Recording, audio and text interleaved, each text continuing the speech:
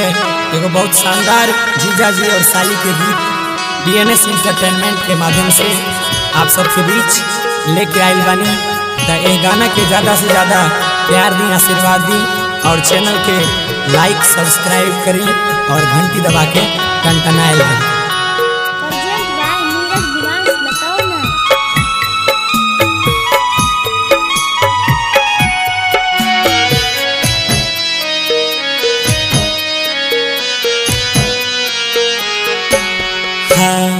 बड़ा रे जतन से साली के पटली रे, साली के पटली रे, से हो साली के सारू लेने जाए। हाँ हाँ से हो साली के सारू लेने जाए।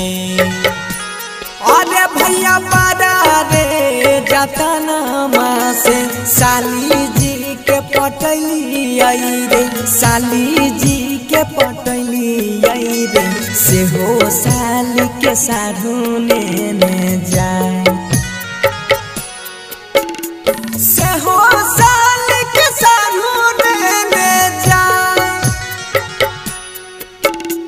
हमारे जानू के सारू लेने जाए।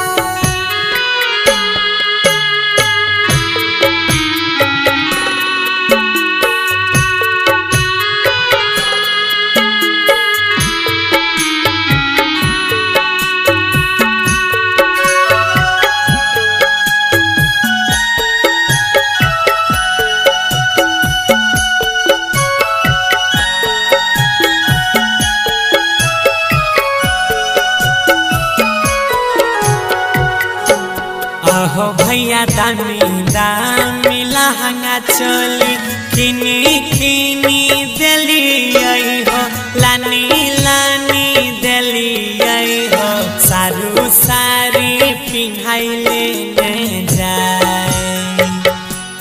हाँ सारू सारी पिन्हाई लेने जाए। आहो भैया दामी दामी लहंगा चोली किनी किनी दिली आई हो, किनी किनी दिली आई हो, सारी पिन्हाई सारू लेने जाए।